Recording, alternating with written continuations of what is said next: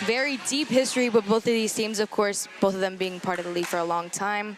We are about to watch the Atlanta Wild versus the Fort Lauderdale Lions. Match 2. Let's see it.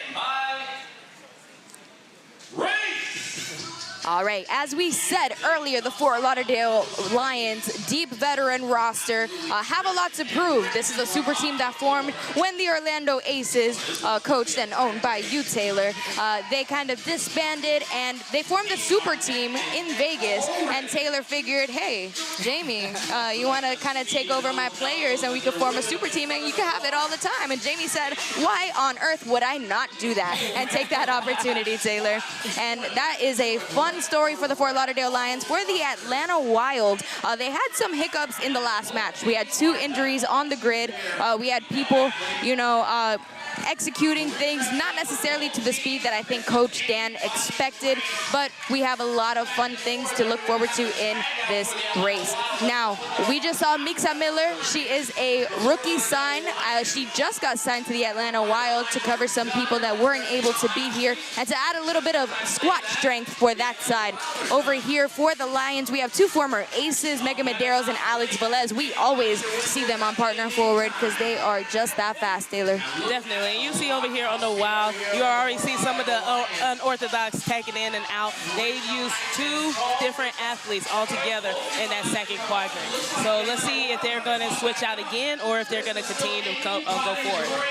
That's right. It looks like the Wild are in the 3rd quadrant ahead of the Lions. That transition is going to cost them time, but those are some fresh legs over there on the Lions. So we're going to see if they're able to overcome. Sidney Wilson over here banging that barbell super fast. Matt Cable with the deep squats. You know, you don't see big dudes deep squat like that often. And I was told by Coach Jamie to make sure I keep my eye out for Marcos Medina over there in that 3rd quadrant. Look at that time that he made up over there. They are almost rep for rep, just 2 reps behind the Wild here. Yeah, you're definitely going to see if the condition, if the strategy for the Wild is going to pay off for them. But, but you can see that they're slowing down just a little bit, but they still have a big enough lead. They're picking it up. Oh, a little fall from the Lions. She's going to have to do it. That was a decisive call from the judge. She had to call him back. Last rep for Sidney Wilson, and that's a partner forward win for the Wild. I think that may be the first time, I don't know if history or in a very long time, that you've seen 2 athletes take over 3 quadrants. That was amazing to see, but I am kind of concerned to see how it looks at the course of the second half. That's a lot of volume. Taylor, that was really interesting. You know, Coach Dan, a lot of people were calling him crazy for his strategies on the last partner forward. I think he got tired of it, and he said, oh, you think I'm crazy for partner forward? Let me show you crazy for partner forward. And that's exactly what the Wild just showed us. Exactly, and that was incredible. Sidney is a beast of an athlete, but she's also going to be required to do a lot this whole entire match. So I'm already seeing her walking down the grid, like hunched over a little bit. So we'll see if she's going to have enough tank in the gas in the tank for the rest of the match. Absolutely. In the meantime, let's go ahead and take a look at these rosters so we can get to know these players a little bit more. For the Atlanta Wild, we talked about this earlier. This is a strength. There's a lot of specialists that are needed in this match format. You need a lot of strength, but you need people that can do very specific gymnastic skills. Taylor, looking at this roster, who do you think is going to be the difference maker here? Oh, I'm definitely going to be keeping my eye out on, of course, the Billingtons. They have been definitely...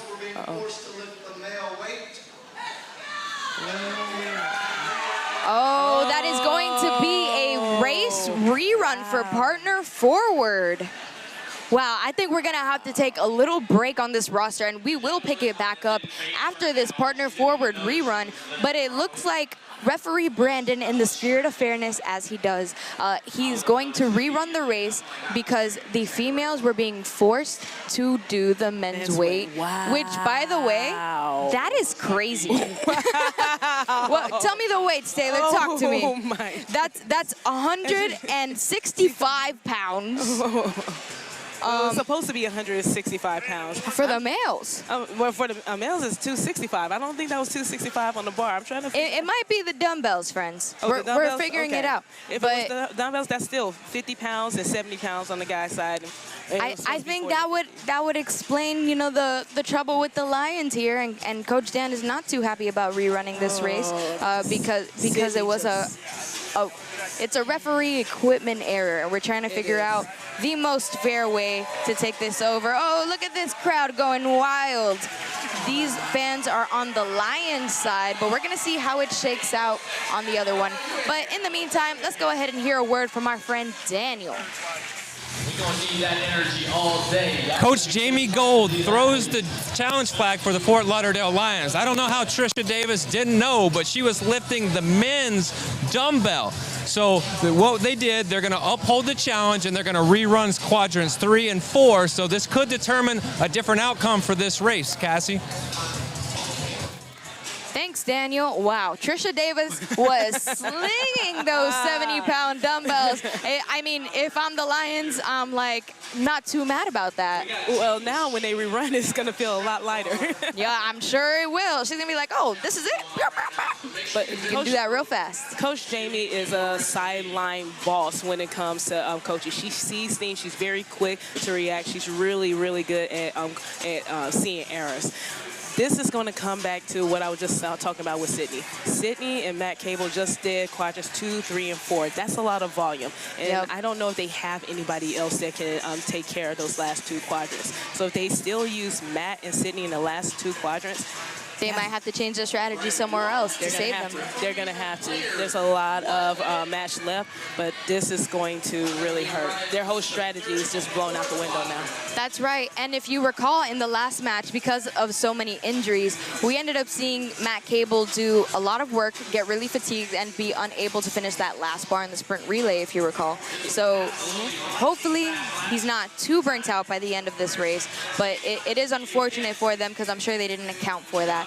But we'll just have to see whose endurance is better right now. And we're going to run it back, that partner forward. And Matt is also playing with 2 strained quads as well, too. So, oh, wow. Yeah, so now he has to do more I was squatting. wondering. He was doing the call-outs. He was running out. He was doing a little bit of high knees. It looked like it wasn't the most comfortable for him to be running.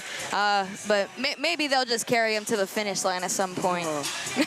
Here we go. Here we go. This is the rerun of Partner Forward. Let's see it. Stand by. Race. Matt Cable, Sidney Wilson, Taylor Sturgis, Trisha Davis, quadrants 3 and 4. Let's see who's going to do this. Coach Dan on the sideline, not too happy. He's going to have to be staying off the grid. Sidney Wilson, oh, that's a fault for the Wild. Miscommunication. She just did a clean. It didn't count because your partner has to be in the hash box when you're doing that work. A lot of emotions, a lot of things happening right now, Taylor. That just got the Lions, gave the Lions an advantage right there. So let's see, it's definitely going to come down to the last bar. Yeah, you got to keep your focus no matter what's happening around you. Someone was telling Coach Dan to step back, and he put his attention to that instead of staying in the game. You know, Taylor Sturgis with a strong lead. 2 reps remaining. 2 reps remaining for the Lions. Matt just got another costly fault. Another costly fault. And that is a race win for the Lions. Wow, what a comeback. That has to hurt. This is going to be a very emotional match, a very emotional match. Yeah, we just finished talking about Matt Cable dealing with 2 strained quads. He just got 2 costly faults because his arms were right outside of his shoulders. They have to be stacked on top of his shoulders. So he had to do 2 extra reps. And so now they're just trying to finish it out just so they can get their extra point. That's right. You have to finish it out. You need that 1 point at least. They finished well within the time cap. So they will be getting that 1 point for finishing underneath that time cap. The Lions are going to take it from the Wild. I'm sure that doesn't feel good after that great celebration. Matt Cable does not look happy. Coach Dan does not look happy. A lot of emotions, but who would be happy, Taylor? Oh, you gotta go. I think they said it best in the last match. You gotta have the 10-second rule. So you gotta forget what just happened and just move forward. It's still a lot of grid left, and with a team that's not as healthy, you gotta make sure that they stay in it. Absolutely. Let's go ahead and take it to the grid rosters for real this time. No rerun. And we're going to take a look at what is going to be the most important part here. To the roster, please.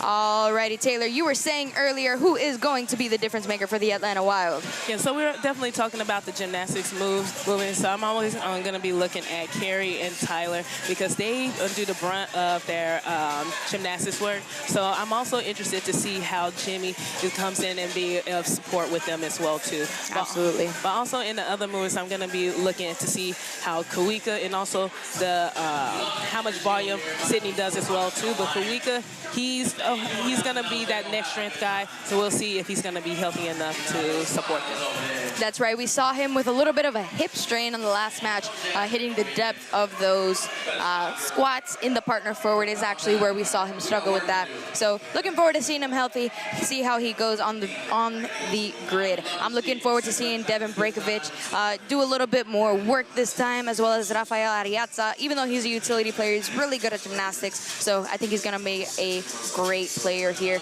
Also, Bryn Carrick has a little bit of the size for the sandbag, so I'm excited to see if she could pull that off. Let's go ahead and take a look at the Fort Lauderdale Lions. I'll let you take it away, Taylor. Talk to me.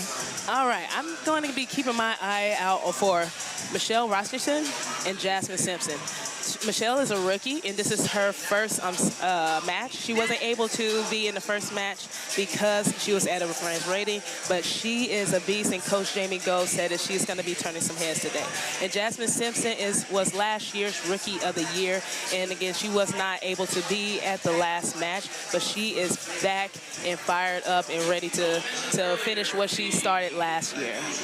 That's right, Taylor. I'm going to look forward to our friend Marcos Medina. I know that they were telling us that he is going to be a big factor in today's race. He's taller. You know, the Fort Lauderdale Lions, looking at them, they're not a very tall team. It's a bunch of shorties. Shout out to the shorties. But Marcos Medina has the size, so I'm looking forward to seeing him take a bigger role in the Lions now. Taylor Sturgis as well, of course. We spoke to him about him the last time. Briley Smith is back, as well as Reagan Hathaway for the utility players. Reagan Hathaway, I would say, plays a little bit more of a strength specialist role, though, and I really want to see her kill that sandbag ladder. Man, that sandbag ladder, because like you said, it's just not really that many tall people on the Lions, so it's going to be interesting to see what they pull out for that one. Totally. And another two people that I'm going to be looking out for is Eric Cardona and Paula Leyes.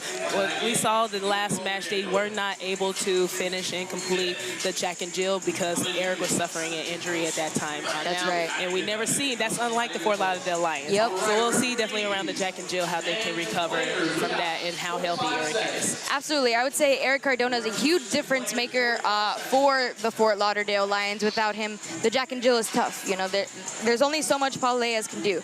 She takes the brunt of the work for the female side for those movements. But Janine Nicole, of course, I believe we're going to see her for the burpees in a little bit. Yes. And she's one of the fastest in the leagues, has one of the best records. But let's go ahead and see what we can look forward to in the mirror.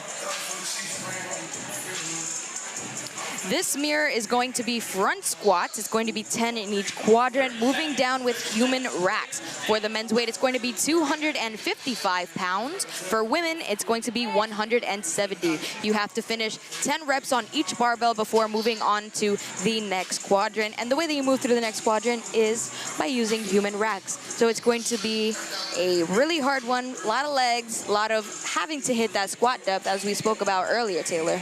Oh, yes. And Coach Dan has already said to look out for Maxis. I hope I'm saying that Mixa. right. Mixa, thank you so much. Absolutely. Mixa, who is a mid-season signing. She is 43 years young, and Dan has already said that she probably has the fastest front squats that we've probably seen, averaging under 14 seconds of front squat. Wow. So I wouldn't be surprised to see her do 2 quadrants today, so that's incredible. Oh, man, I'm excited to see how they split up the work here. It looks like Rafael Ariazza is actually putting on his belt, too. It's a little bit of an equipment check happening over here on the grid because you have to make sure that they're doing the right weight. We saw that problem happen earlier, and our equipment crew is working diligently to make sure that everything is as fair as possible. So let them go over the weights, and we are going to see it start in just 1 second. In the meantime, do not go anywhere. We'll be right back after your education on the mirror. Mirror, the second race of every match, always features a barbell element. A male and a female barbell are placed in the first quadrant. Upon the start of the race, both are picked up by the team in any fashion by the 3 men and 3 women allowed in the race at any given time. Once the barbell leaves the ground, it may not touch the ground again until all reps are complete. If it does, the entire team must return to the start line before continuing. A set number of reps must be completed by both genders in each quadrant before the team can move on. Non-lifting players will act as the human rack to support the barbells. Let's go ahead and take it to my friend Daniel on the grid.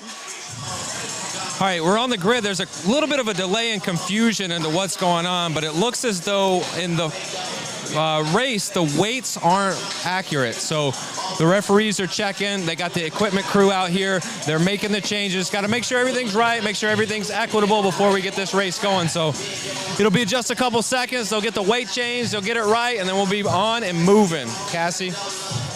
Thank you for that, Daniel. It will be just a few more seconds while they adjust. It's good to know what's happening on the grid, and glad to have my friend Daniel Baugh here on the grid to let us know what's happening and be our ears on the inside. We're going to get a few more interviews today, and we're also going to get to see inside with Daniel, where he's going to take us through a little bit about what he's hearing from the sideline. So maybe we get a little bit of tea, Taylor. A little bit of tea time.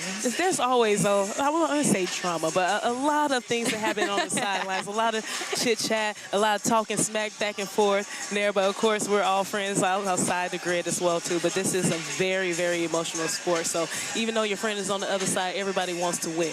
1,000%. And I'm really excited to see just what kind of information he gets, you know. You don't want to go too deep and get into anybody's personal business, but I want to hear if there's dirt being thrown on either side of the grid towards the other, you know. Ooh, it's early. It's early. It's early. You already see how fiery the Wild is looking right now. There's some emotions on the grid. Let's go ahead and take a look at those game faces. They should be out here in just a second, ready to start this mirror. 30 seconds away.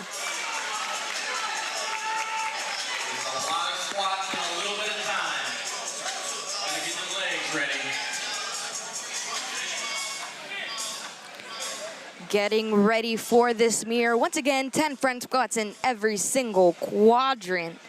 Male, female side. Referees ready. All right, strength specialists, let's see it. Stand by. Right.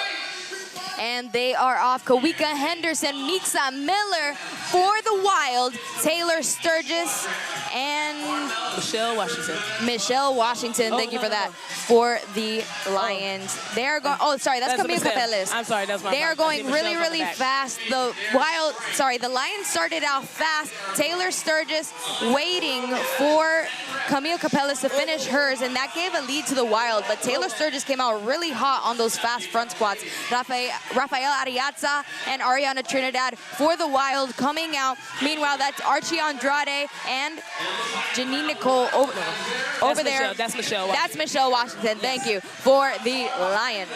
Yeah, so we saw a little bit of transition mishap over here on the Wild. Kawika wasn't quite hugging the bar tight enough, so Rafael almost dropped the bar, but it was great composure with him to get it together.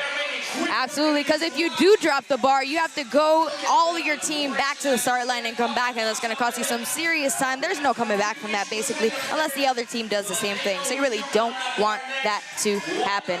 It looks like the Wild have a pretty good lead here on the Lions. That first quadrant with Camille really cost them some time because Taylor Sturgis was flying through those things.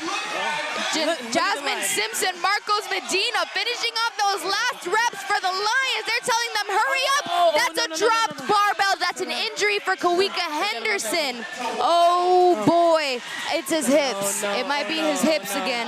That is not good, but the Fort Lauderdale Lions are going to take this race. Yeah, we said it at the very beginning that Kawika was battling a hip and quad strain. It looked like that he may have re-injured it again. I really hope that he's okay. That's right. It looks like we're calling medical attention for Kawika. That is not good. He did 2 quadrants, but it's just a lot of volume, a lot of fatigue.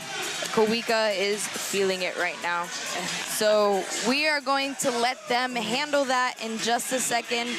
In the meantime, let's go ahead and educate you about what's happening on the grid. We'll be right back. Don't go anywhere. The Echo Race is made up of 4 stations of elements that each must be completed before moving on in the race. 1 male and 1 female are allowed on the grid at any given time, but only 1 player at a time.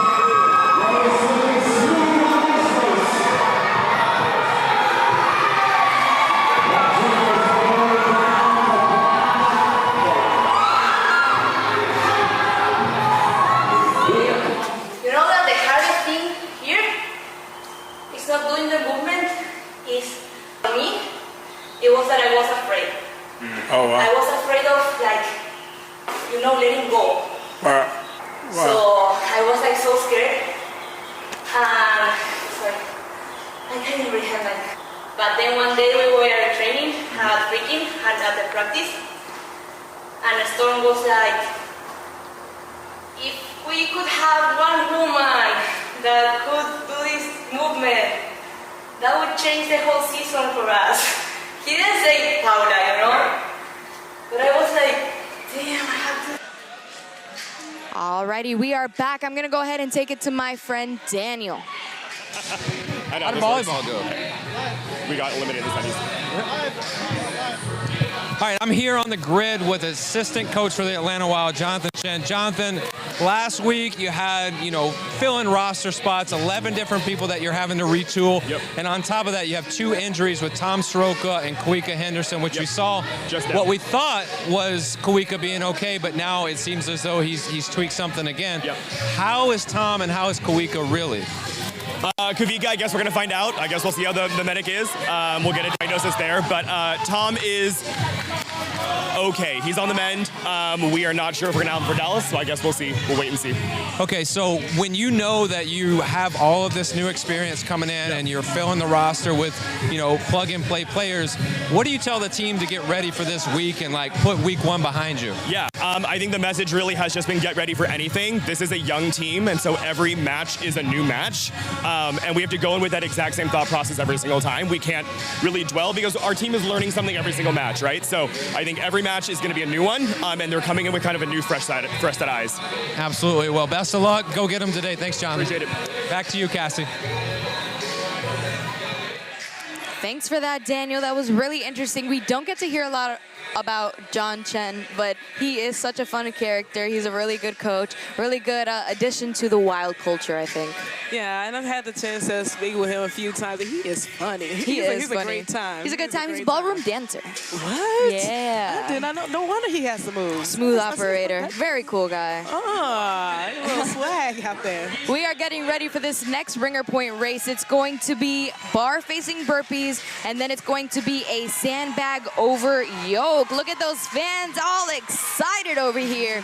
We got some real grid fans out here. The player for the Wild is going to be Devin Brejkovic. And for the Lions, it's going to be Marcos Medina. We heard the name Marcos Medina many times today, and I'm sure we'll hear it many more times today, because the Lions definitely said for him to be the one to watch out for. But Devin Brejkovic, he is a rookie. This is his first ringer point, so we're going to see how he fares against this seasoned veteran.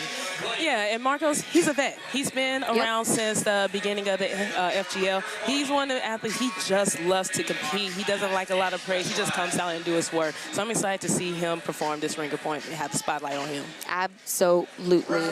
Let's see how they fare against each other now. Stand by. Race. Marcos Medina, Devin Brejkovic. Marcos Medina almost with that false start. He was trying to hold himself back. He is just so excited. Oh, that's two faults for Devin Brejkovic. He is not splitting that line. That's going to cost him some time. He really has to speed it up here, stay nice and low. Marcos Medina finishing off. Devin Brejkovic not finished quite yet. Faults on the line. Faults on the line. Marcos Medina with the back over, and the Lions are going to take that ringer point. Wow, and this is the ringer point that the wild call. And we talked about it in the last match, that the burpees, the bar-facing burpees, is so strict and critical. Your both feet must straddle each side of the line, and your hands must straddle each side of the line. Over here, Devin, you'll see that he had 2 feet on one side of the line twice. So he got 2 faults on there. That's right. He got another 3rd fault. It was questionable. He was on the line, you know. He was just like right there on the line. But if it's questionable, you know, we try to take it back in grid. You got to make it as fair as possible. If the other side is doing the standard correctly, you know, we're all about the spirit of fairness here in the United Grid League. But we're going to go ahead and take it to our friend Daniel, who's on the grid with Nick Lavery. Daniel? I'm here on the grid with Nick Lavery. Nick, machine strength, you guys are here for the first time experiencing the United Grid League action. What are your thoughts? What do you feel about this so far? Yeah, you know, I've been following Grid now for the last year or so, and being here in person, it's a whole different vibe, man. I didn't know what exactly to expect. But you come in here, the energy's in the room, the athletes are doing their thing, but I got to tell you that what lot goes unnoticed, the staff and the judges and the true all-encompassing team dynamic that it takes to make this thing work the way it does. It's unbelievable, man. Yes, it's awesome. Machine strength. Tell me a little bit about it. You've got your colleague, your go-to person, Rebecca Rouse, who plays for the Tampa Bay Brigade. What is it like being here to support her and have a machine strength here to do and work with her? Yeah, it's an honor. I mean, Rebecca and I have been friends now for years. Became business partners a couple years ago. We started Machine Strength earlier this year. It's our strength conditioning, coaching, and programming company. And just to be a small part of this overall community, it fits right into our mission, our vision, our values. I see us working together for quite some time, man. Absolutely. It seems like a very perfect fit. Machine Strength, United Grid League. Nick, appreciate the service, appreciate the time. Thank you, sir. Have a good one. Appreciate it. Back to you, Cassie. Thanks for that, Daniel. That was so interesting, and we will be right back. The Echo Race is made up of 4 stations of elements that each must be completed before moving on in the race. 1 male and 1 female are allowed on the grid at any given time, but only 1 player at a time can perform reps. Substitutions may happen at any time. Once the Echo Race is complete, get ready, because the same race will be repeated 45 seconds later. This race is about managing fatigue with your best players and leveraging roster depth to keep performance at a max pace through the second Echo. Remember, get ready to do it again in the Echo Race. 1 sentence to describe my pain journey. I don't like getting old. I'm always achy in my knees and my neck. When I first started taking Lubricin, you can notice like drastic difference. The first 2 to 3 weeks of squatting is when I really noticed it. I'm able to like activate muscles a little bit quicker, and like it's not nearly as achy when I am doing certain stretches. So sum up your experience with Lubricin in 1 sentence. Take it. How about 2 words? Take it. If you are achy, comma, take it. Thanks for sticking around, friends. We are getting ready for the Echoes, and of course, it's called the Echoes because they echo. Echo. Oh, yeah. Go ahead and tell them what they can look forward to, Taylor. All right, so today in the Echo, in that first quadrant, we have 30 barbells. The men will be doing thrusters. The women will be doing front squats with a 155-pound bar. There you go. And then in the second quadrant, we have a handstand complex, which is a pirouette, shoulder taps into a freestanding handstand push-up, going right into ring muscle-ups, and then we are going to finish off with a 300-pound flip sled in that last quadrant. That's right. We saw people have trouble with the Echoes earlier. We haven't had people finish the specific Echo yet. This is a new match format with some new elements. So we're going to see how they fare against each other. Of course, we did make a mistake, so we have to put it on the record out there because we are all in the spirit of honesty. Just in case you're confused, we did extend the time cap to 4.5 minutes, which is what it was originally supposed to be. So the first 2 teams of the day, we will have a talk with how to compensate them for that. But in the meantime, we are just going to up that time cap, and hopefully we'll see some finishes here. Yeah. Even then, 30 seconds is a lot, but it's also not a lot of time. That's right. That middle, that handstand complex, it takes such a long time. Even if you are smooth, able to go unbroken, it still requires a lot of stability and control. Definitely. Let's see it. We are starting off the Echoes, and hopefully we see some finishes. We saw a lot of trouble earlier, but I'm sure these teams are going to have no problem. That is Michelle Washington for the Lions, and that is Ariana Trinidad for the Wild. Michelle Washington, she is making a joke of that barbell. What a great barbell transition to Briley Smith over there as well. I would say that the Lions are a few reps ahead here with the Wild, struggling with those front squats. They really got to switch it out, and here comes Matt Phelan. First time we're seeing him on the grid today. We saw him as a rookie coming out hot last match, but excited to see what they can pull out here. Yeah, we have now we see Jasmine we see Jasmine Simpson over here on the Lions. This is her first match back. Again, last year she was Rookie of the Year, and with her and Michelle starting with the front squats, that is a very strong duo in the front. Absolutely. It looks like the Lions are ahead. They're doing that handstand complex. Eric Cardona looking really comfortable on his head. I don't see any problem with the Fort Lauderdale Lions finishing this Echo race, honestly. And this is our friend Jimmy McBride. We were talking about her earlier. Ready to see her taking on a bigger role on the grid. Her first match was the Las Vegas matches last season. I believe she was a single match signed, so I'm excited to see how she pulls out here.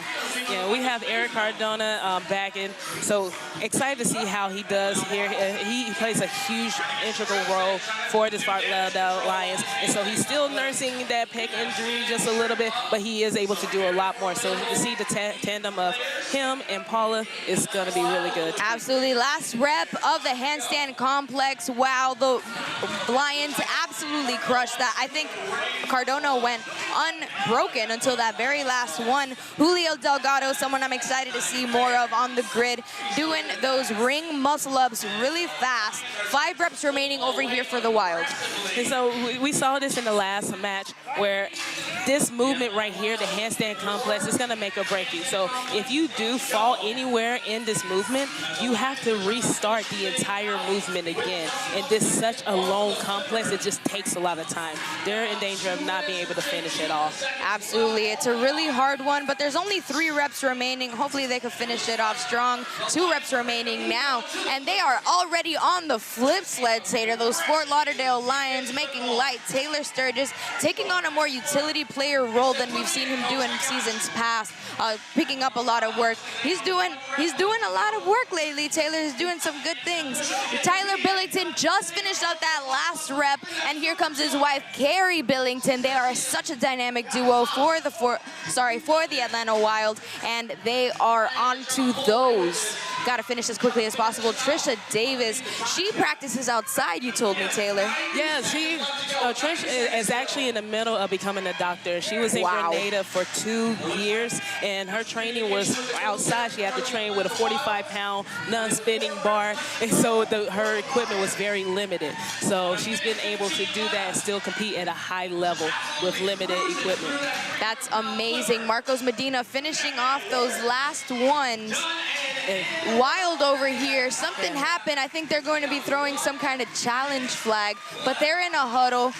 Something's happening with that last element. Not sure exactly what went wrong, but the Fort Lauderdale Lions are going to take this race win. I saw Coach Stan say something to Tyler, and he pointed at the clock, and I think it's what we were talking about. He knew that they weren't going to have enough time to finish, so instead of letting them exert more energy, I think he just told them to back off, and now that he's going up there, just telling them to regroup and hopefully come back and try to clean up this handstand complex a lot better. Good job keeping your eye on whatever's happening. And that is a bonus flag for Echo 2 that the Lions are throwing. If I'm the Lions, it sounds like a safe bet. It's a good strategy. The Atlanta Wild are regrouping, but at the same time, the Atlanta Wild didn't get that extra fatigue of doing that last flip sled. So I don't think they're going to leave anything up to chance and try to do what they got to do. Not at all. And Jamie's trying to make a statement right now. So she wanted to make sure that the team could finish it, and when she saw how much time they had left, why not? Just throw it out there. That's right. Trying to make a statement, get as many points as you can now. If you see a sure deal, you got to go for it. Yeah, that handstand complex really gave them a solid lead. Let's see if they can secure it. Fort Lauderdale Lions through that bonus flag. And I didn't get to do my little thing earlier, but it's called the echo because it echoed. Echo, echo. Thank you. We are running it back. Some teams opt to do the same strategy. Some teams opt to kind of do something a little bit different for that second one. Camille Capellas doing those front squats. She's going to take it over to Briley Smith. Briley Smith, highly underrated, some would say. Very small, very fast on the barbell complex, able to just throw it up. His range of motion is the range of a teaspoon. So he absolutely crushes everything he does. He snatches over 300 pounds. Ridiculous. Matt Phelan doing great over here for the Wild. They're just finishing up their reps. Jasmine Simpson, we didn't get to see her last match. Do you have any inside information about where she was last time? She was dealing with some personal things and also battling some injuries as well, too. So she is back feeling good, feeling better, but also anxious to get back on the grid. That's right. Tyler Billington starting that handstand complex already. Eric Cardona a few reps ahead. They really saved what they could for this one. Bryn Carrot coming out. She's going to be doing a few reps of her own, but there's a hand up in the air for the Fort Lauderdale Lions already. Eric Cardona, I mean, this guy. He's a vet. He's a pro. He's been doing this for a while. He knows what he's doing. This is moneymaker right here. That's right. This is what he is all about. He had his name written on this as soon as it was implemented. He's leaving that last rep up for Paula Leyes, letting Julio Delgado do his little jog up onto the rings. I would say the bonus flag is in safe hands, but Tyler Billington working hard to secure a little lead for the Atlanta Wild. They're doing better than they did earlier. Bryn Carrot coming out. She is a rookie this season as well. Little fault on her behalf, but Julio Delgado absolutely crushing it on those muscle-ups. And Julio, he was a rookie last year, and he really didn't get a lot of looks last year just because there were so many incredible athletes, but he is coming in this year with something to prove. I got to tell you, Taylor, I don't know what you're talking about because I always gave him his flowers. Julio Delgado's been one for me to look out for ever since he started. How old is he, 19, 20? 19 years old. That is so crazy. When I was 19 years old, I was just, a student, and I would just go home and sleep. I wouldn't have any hobbies. Speaking of, he has been busy. He recently just opened up a new gym, Warriors Den in Orlando. Wow. So at 19, shout out to Julio. They are already starting on the flip sled. Same strategy as last time. Taylor Sturgis coming out. Trisha Davis going to be doing her brunt of the work. Bryn Carrot working hard, trying to see if she can finish this one. But it looks like Dan is telling them, hey, take it easy. Go back to the start. We are DNFing, which means do not finish this race, which means they will receive 0 points for this race. Back-to-back 3 zeros in a row, Taylor. What do you got to say about that? Right now, the Lions, honestly, they need to just slow down. There's no reason or no need to push any harder. I don't think they realize it, Taylor. They are in the moment. Marcos Medina said he was made for this moment, and he is finishing it off the way he started it. Hot. And that is a race win for the Fort Lauderdale Lions. Pretty dominant showing so far, Taylor. Jamie said that Marcos was going to be the one to look out for this year, and I'm so happy for him. He's been a vet in this league. He doesn't ask for the spotlight, but he has been so consistent and so vital to the Lions team. Definitely. I'm really excited to see how it shakes up for the Wild. They do have a little bit more of a strength bias, a little bit of a taller team. I don't know what's going through Coach Dan's head. I can only speculate. But if I'm Coach Dan, I'm maybe throwing my bonus flag. There's no harm in it at this point. You might as well do a little something that you're confident in, unless you're confident in something else more. But they've got the hype for it. I'm excited to see how this one plays out. Yeah, personally, if I was Dan, I would hold on to that bonus flag right now, only because not everybody's healthy. Okay. And so right now we don't know what's going to happen with their team. Kawika's down, so you're losing a big strength guy right there. So a lot of their utility athletes, they're going to really have to step up, and they're a little bit on the shorter side right there. So I will hold that in there, but you're absolutely right that this is a great opportunity for them to get a win and regain that momentum, and then let's see what they look like towards the back end. Absolutely, Taylor. That's a really good point that I didn't think about earlier, but going into this next race, at least there won't be any squatting, which is where, you know, there's a little bit of trouble there for the Wild. They're a bigger group, but they don't have necessarily the depth or the hip health to complete it at this level. This is a really high volume work. These are specialists. This isn't, you know, oh, we're doing this workout. This is grid speed. Exactly. And right now, like, I'm looking at the body language of the Wild, and they're sitting down. You see heads down, like they look physically and emotionally drained. And we were saying before, this sport is very high intensity. You can't get too high, you can't get too low. And I know that they're battling injuries, but I'm trying to see who is that leader that's getting in their faces and telling them, like, we still got more race to go. We still can fight. We still have an opportunity. I don't care what the scoreboards say. It's still 0-0. I love that, Taylor. Thank you for saying that, because I think that's really important as well. To take the highs with the lows and just keep it even keel and do what you got to do. But let's go ahead and take it to my friend Daniel on the grid. Daniel? As you can see, we're back on the grid getting set up for the ladder race. Today's ladder is not like conventional ladders because most ladders, the weight is going to increase from quadrant to quadrant. However, today, the weight is going to stay the same. You're going to have 150-pound sandbag for the women, 200-pound sandbag for the men. But what will change and what will be the equalizer are these, the yokes, the Valor yokes. They're going to increase in height in every quadrant, making it difficult for even our strongest athletes. Cassie, back to you. Thank you for that, Daniel. And we are back getting ready for this ladder. We will be back in just a few minutes. Do not go anywhere. The ladder consists of 2 rows of 4 stations of a strength-based element, 1 row for males and 1 row for females. The weight increases as you move down the grid. Teams send out 1 player at a time, alternating male and female, to perform the designated lift for the match format. Each successful lift has a point value that is added to the team's ladder score. The point value is equal to the quadrant the barbell is sitting in. Players are allowed 1 lift attempt per quadrant and may skip any quadrant they choose, but are never allowed to backtrack once a barbell is passed. The team with the highest total point value at the end of the 4-minute time cap wins. This race is one of the most strategic and coach-reliant of all of the races. As a good game plan and in-the-moment decision-making, to manage time is everything. Remember, lift heavier and score higher in the ladder race. And we are back getting ready for this ladder.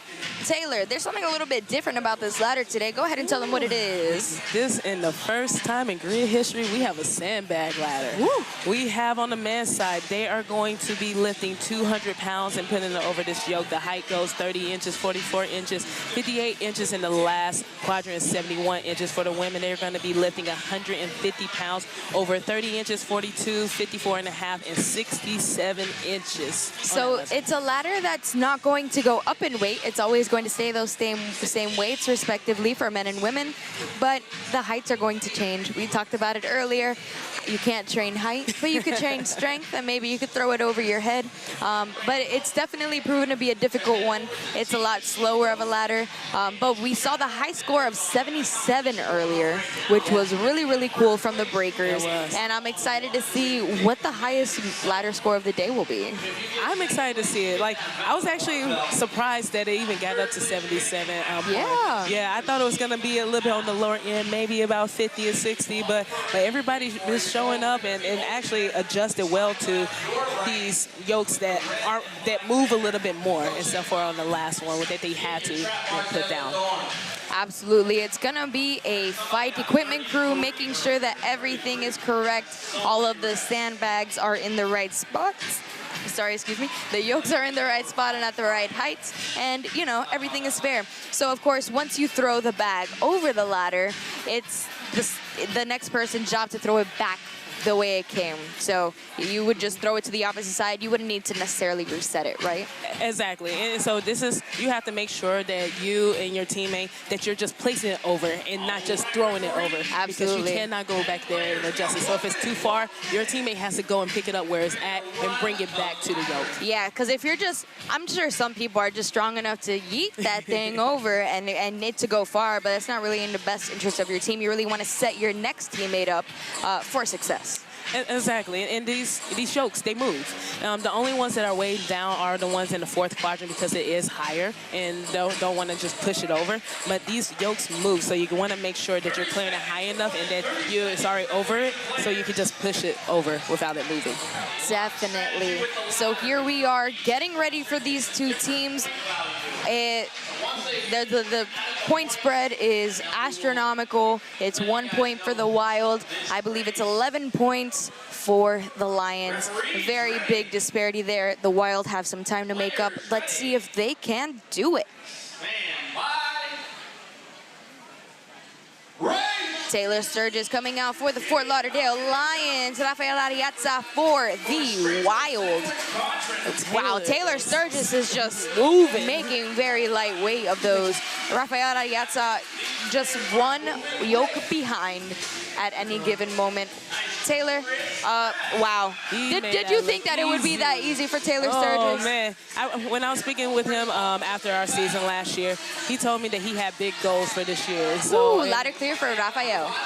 And Taylor is definitely living up to it. He got an impact score last week, but he's trying to prove that that wasn't a fluke. That's right. Bryn Carrick coming out for the Wild, doing as much as she can. Michelle Washington just finished up for the Lions. Briley Smith coming out for the Lions. We were just talking about him. Strong dude. You see how he has to go on the other side of the yoke, how we were just talking about to adjust. But it looks like in just a second, we are going to see him clear this ladder.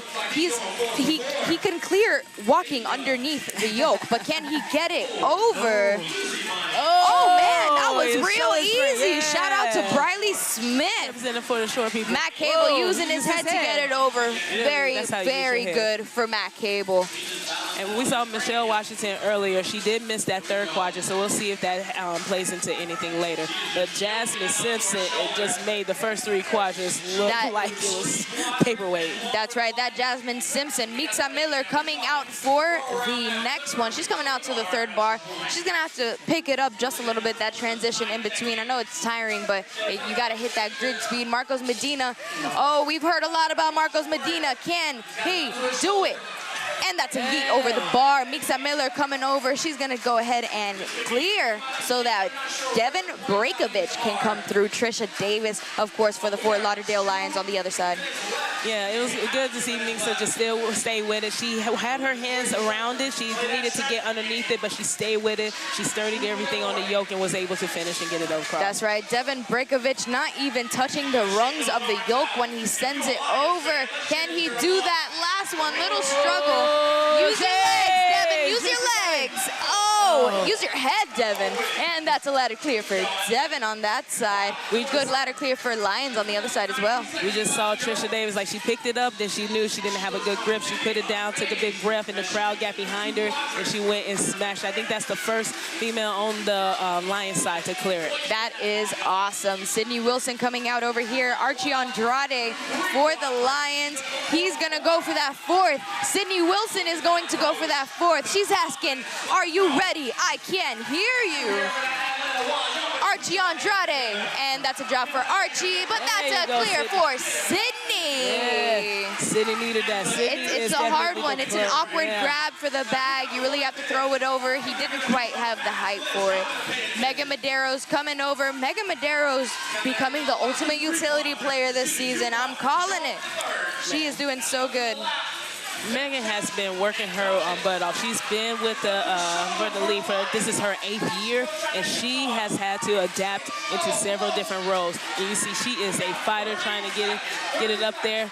But I just don't think she has a good grip to get out there. Yeah, that was an awkward grip. She's going to go ahead and get out of there. It's the right thing to do. You're struggling a little too much. You didn't grab it correctly in the first place. Darren Lasso coming out for the Lions. Tyler Billington. I love to see a Billington do a ladder. You know me. Wow, Tyler. Let's go with the third. And he's going to go ahead and get out of the way. His wife, Carrie, coming out.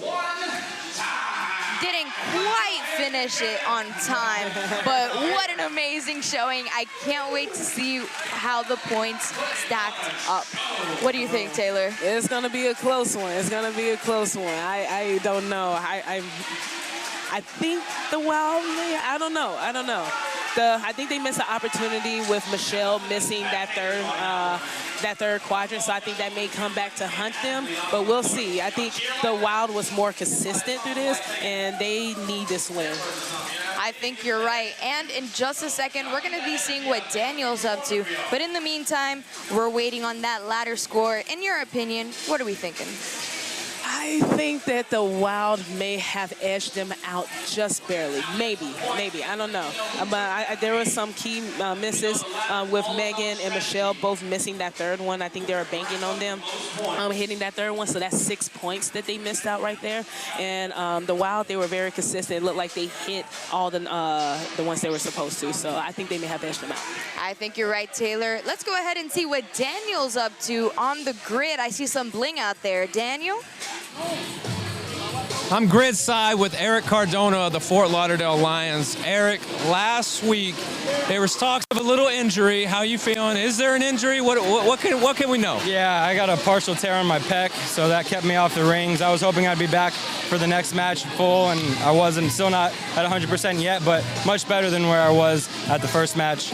I'm starting to be able to play around on the rings, and I'm hoping to be 100% by Dallas. Excellent. The chain, I like it, brother. What does this signify? It's like a turnover chain in football. That's like, where do we get it from? Right, Miami Hurricanes and their turnover chain. This is the impact chain. So every race, whoever made the biggest impact in that race, we give them the chain. Just keep the hype going, keep us all high energy, and getting after the next one. That's awesome. I mean, I need to get me one. Maybe if I do this long enough, I can get a live stream impact chain too. That would be awesome. Hey, best of luck with the injury, and we'll get ready to see you guys finish this thing off. Appreciate it. Thanks, Eric. Back to you. Thank you for that, Daniel. I love the turnover chain idea. Taylor, what do you think? I love it. I'm a big football geek myself, so when I saw that when I was walking in the back, I was like, oh, this is about to be a problem. I had the same thought, but I didn't want to be like, oh, turnover chain, because we don't necessarily have that in grid, so I didn't know what to call it, you know? What would you call it? Impact chain? I think impact is very that was a good one. Very appropriate. I like it. We're about to get the ladder score in just a second, friends. Are you ready for it?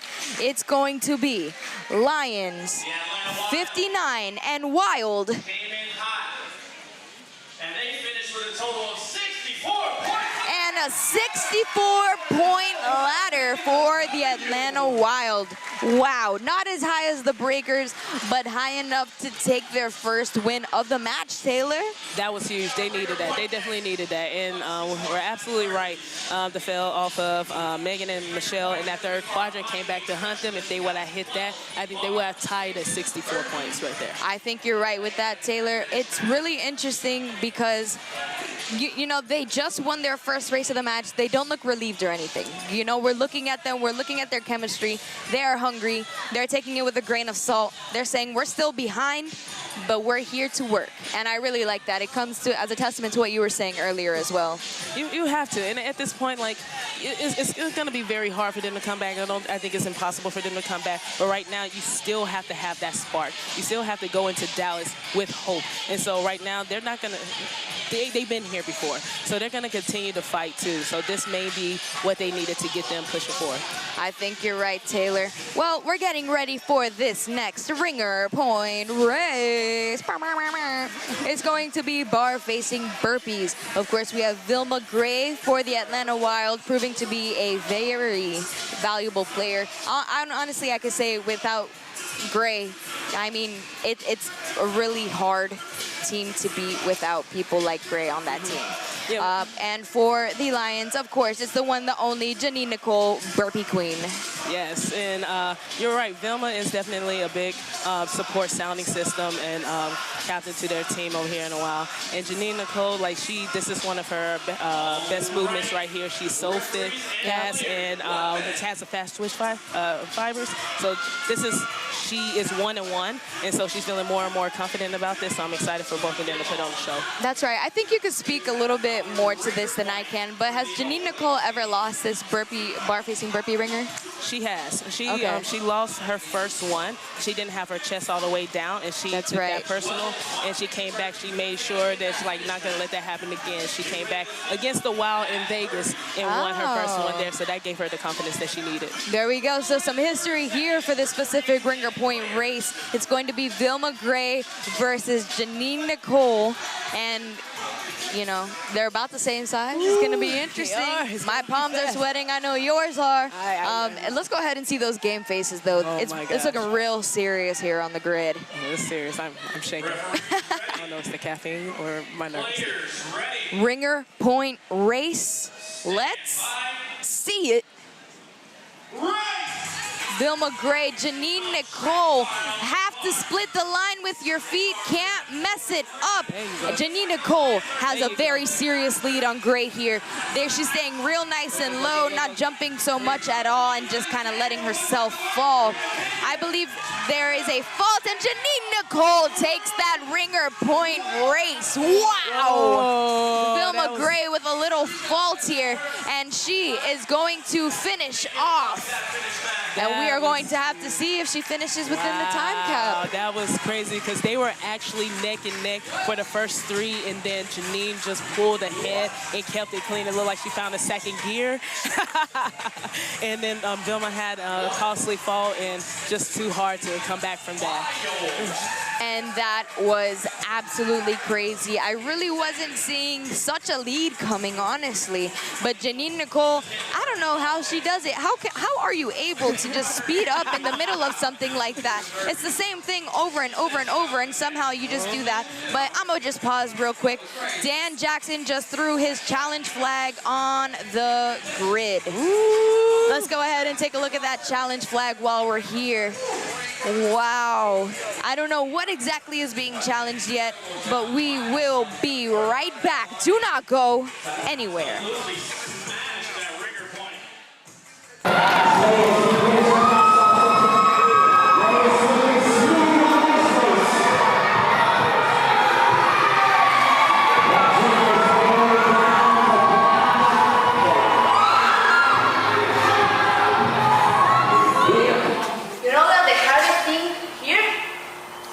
Not doing the movement is for me.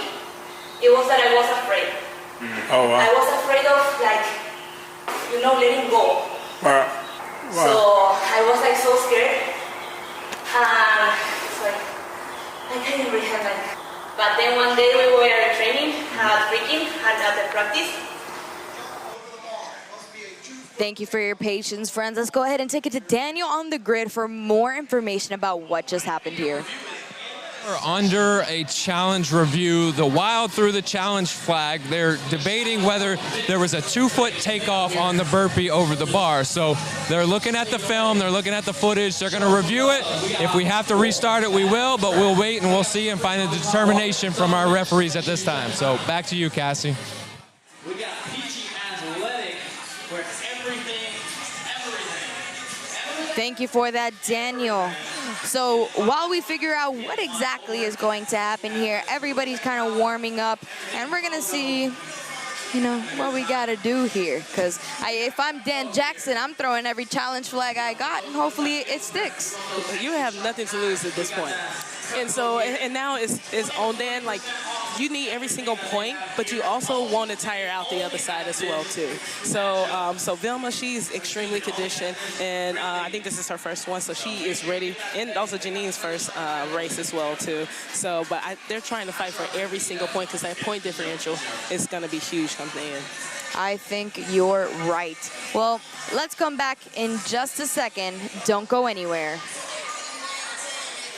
I'm a marketing specialist and also a fitness enthusiast. So I kind of do a little bit of everything, a little bit of gymnastics, a little bit of lifting, but I'm also a person who gets really bored with eating the same things. I like that Rebuilt has made it a lot easier for me to meal prep because it takes out a bunch of meals that I don't need to now prep. When I'm at work, I can just heat them up really quickly, or if I'm working from home, I can heat them up really quickly. And it just makes the time when I do get home after work or after the gym a lot simpler because I have those meals ready to go.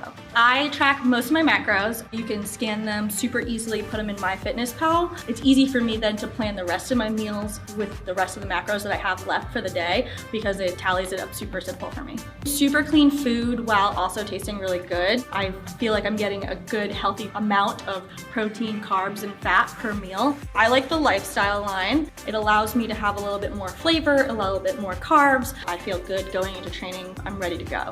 It makes my life super simple and I really like them. Just landed in Orlando, Florida for the Sharks boot camp.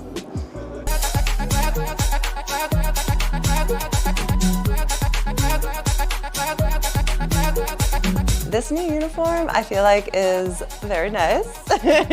I like its fit and I really like to be in this green color. I grew up an athlete. I swam, I played basketball, but my main sport was soccer. Went to college, played 4 years in college, and that's actually when I found CrossFit. CrossFit definitely changed my life. Honestly, if you told me back then I'd be where I am now, I would have laughed at you. I kind of went the team route for a little while. I went to the games in 2018 and 19. And then my 2020 season, I tried to make it as an individual and I ended up qualifying. So I got my ticket to the CrossFit Games as an individual, which was always the goal. But because of the pandemic and the nature of the world shutting down, they actually changed how that CrossFit Games was handled. So they took my invite away from me. Wanting to get back into the competitive something again, and I just feel like Grid presented itself at the perfect time and the perfect point in my life that I can train really hard but also have some balance in my life.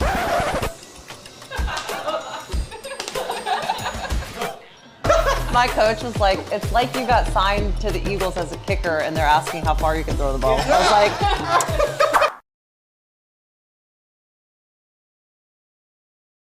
Jack and Jill features 3 stations of high-level body-weight-based elements that increase in difficulty moving down the grid. 1 male and 1 female are allowed on the grid at any given time, and only 1 player can be working at a time.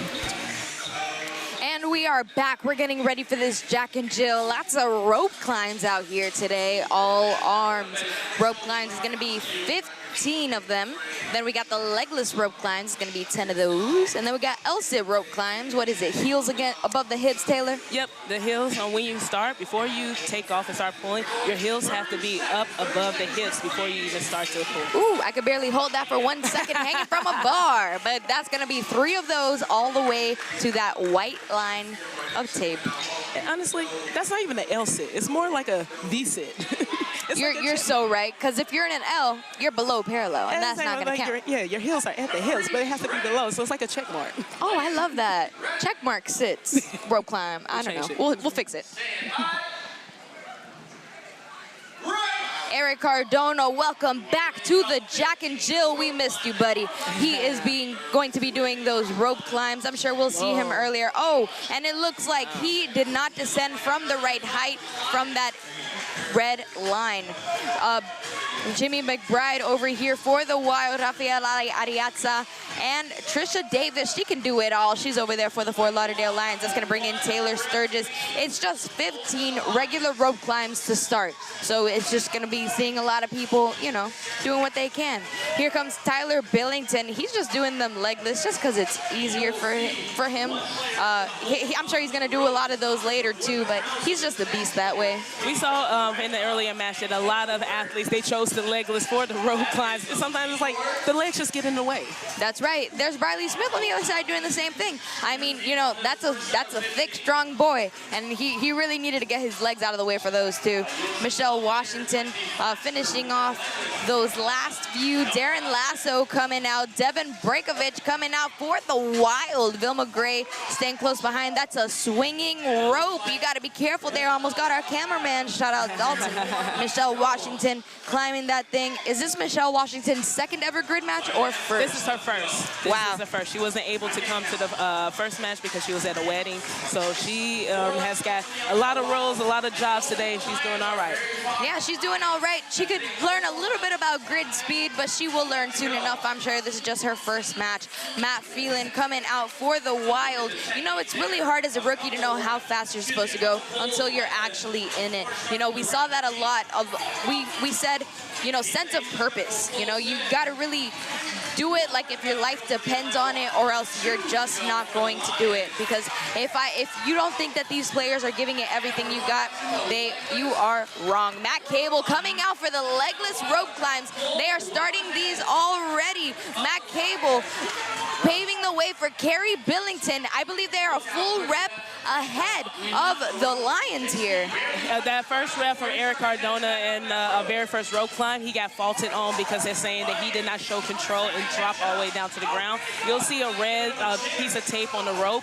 You cannot drop unless your hands are under that red marker. So that's right. Bryn Carrick coming out for the Wild. Tyler Billington, we saw him do these earlier. These are no problem for him. He is so darn fast. Those Billingtons, I'll tell you. Trisha Davis doing it all, coming out for the legless as well. Darren Lasso, this is where he shines. This is kind of his bread and butter. This is what he was made for. That and the jump rope, which I'm sure we'll see him do later. Paula Leyes, we've been waiting for her to come out this match. Hot and heavy for these rope climbs. Matt Phelan finishing off. The Wild are actually 1 rep ahead of the Lions. 1 rep remaining for the Wild for the middle rope. And that is going to pave the way for Rafael Ariaza. He is starting that first L-sit rope climb. Can they finish ahead of the Lions? They really need to here, Taylor. Yeah, they were talking about, the Wild was talking about that Rafael's going to be doing all 3, so watch out for him. He's on his last one right now. Wow. Darren Lasso, 2 remaining. Rafael almost there, a little bit slower, but they got a solid lead. He has to finish. He touched it, and that is a finish for the Wild.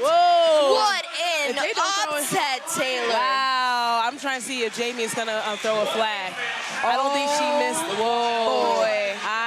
I don't think she caught that, because on Rafael, on the last one, his heel started to drop. I think he thought that he was supposed to rerun that. Oh, there it is. There it is. Dare we say that Jamie didn't catch that? If there's anything Jamie Gold is doing, she's paying attention to the other side.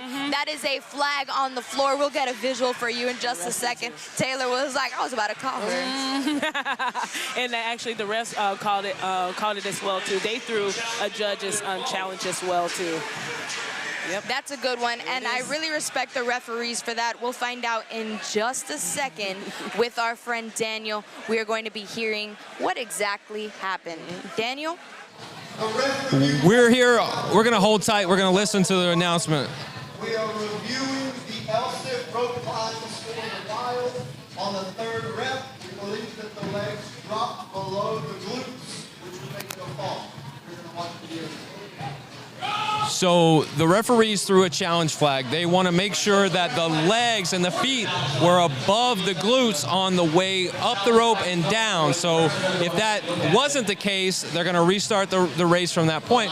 But the big thing is now the factor of fatigue sets in.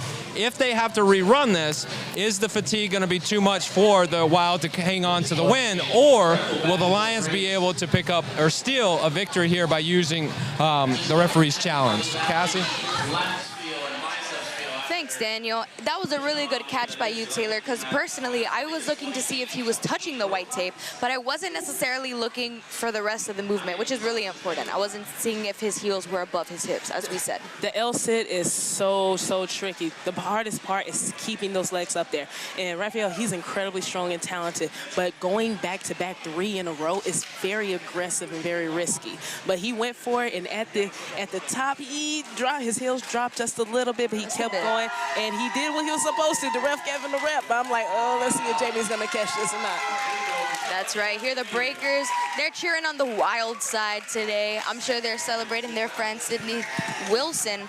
But, I mean, we're going to find out in just a second what exactly is going to happen with this challenge, because it looks like you saw it. It looks like the referee saw it. It looks like Coach Jamie Gold saw it. So I'm sure she'll get her challenge flag back.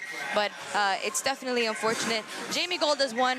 If she gets it back, she would have won 2 challenges today. She's a Hulk. So that almost never happens. So I'm excited to see how that one specifically specifically shakes out. In the meantime, we're looking at those game faces here on the grid. They're getting ready to rerun it, perhaps. So, of course, it wouldn't be the entire match that they're rerunning. Sorry, the entire race that they're rerunning. It would be the last few elements. Matt Cable ready to run it back. The Billingtons, I'm sure, are ready to run it back. It was a really good lead that the Wilds had there for a second, but we will find out in just a second what exactly the elements are that they will need to rerun.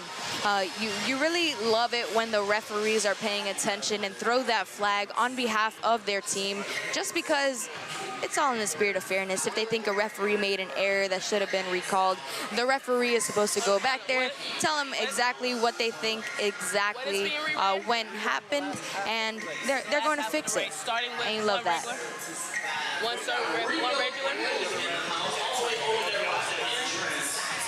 So one legless. Taylor, do you have insight into what exactly they're going to have to rerun here? Yes, they're gonna rerun the second half of the race, including one regular rope climb, 10 legless, and then all the L6. So one regular, 10 legless, and then 3 L6. So the hardest parts. They're like, yeah, you don't have to do the whole thing, just the parts that, you know, hurt the most. Exactly. And this, especially those legless, that's a lot. You can't use your legs. And If I'm Coach Dan, I am frustrated. Every rerun that they've had to do have been the Wild win. And, you know, it's all in the spirit of fairness. It's not like anybody's picking sides here. It was just the right thing to do. But it's frustrating when you're a coach and there's nothing you can do and you feel like you're training for something and you have your roster figured out and it just doesn't play out the way you expect it to, right, Taylor? Exactly. Like you come in with a game plan and you think you executed just to see that challenge flag, and then you have to rerun. It's like everything that we work on. So at the end of the day, it's all about the execution.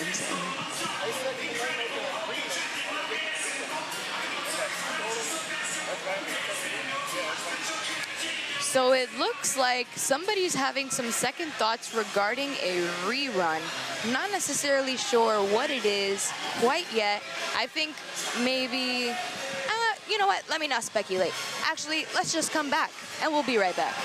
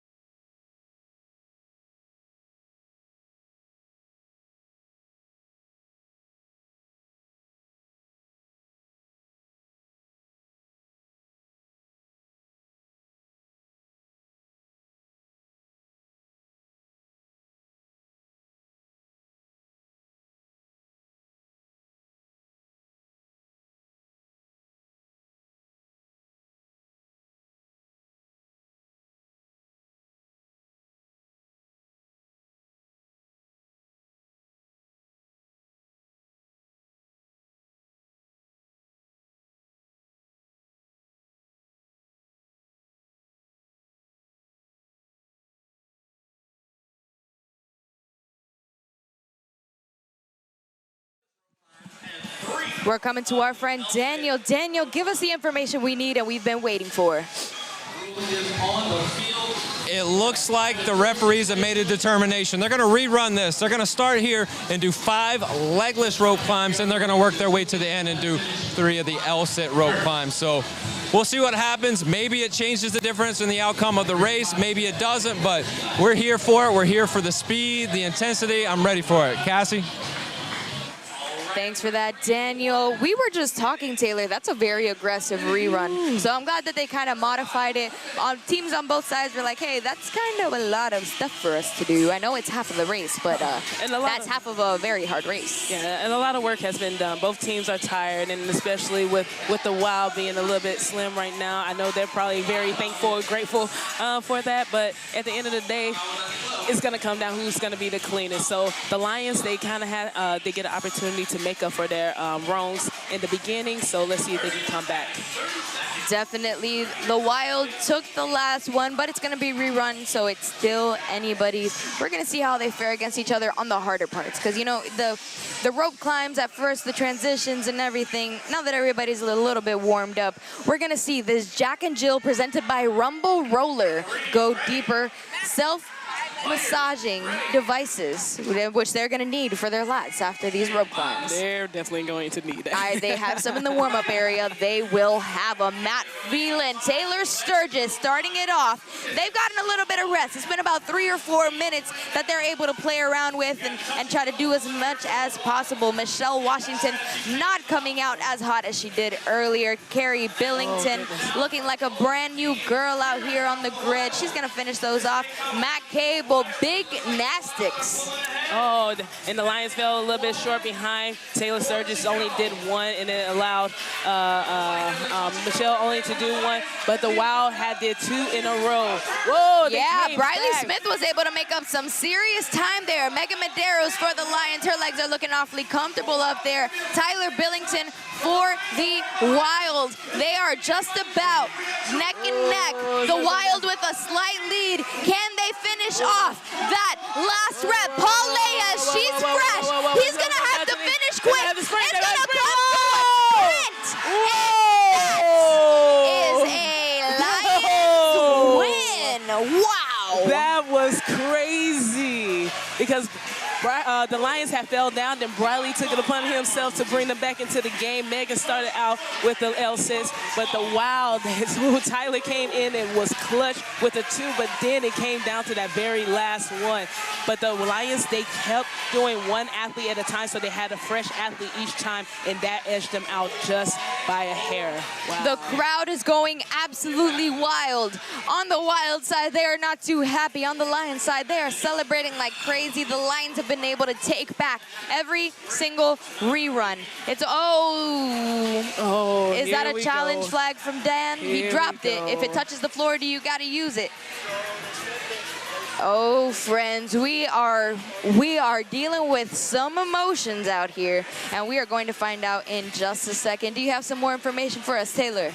Yes, so the challenge flag is Dan thinks that the Lions started the L6 before the last rep was called on the legless. So I missed it, but as long as Briley had touched the top of the rig, the other side, they can move.